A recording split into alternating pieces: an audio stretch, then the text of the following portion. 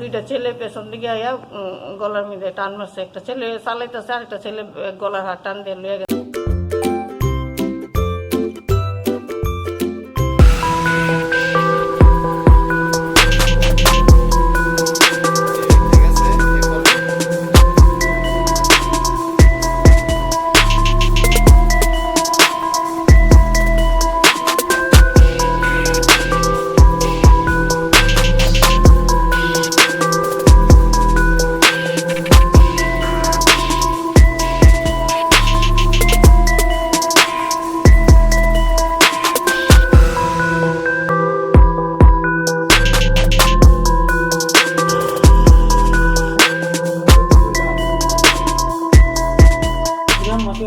Asha Chatterjee.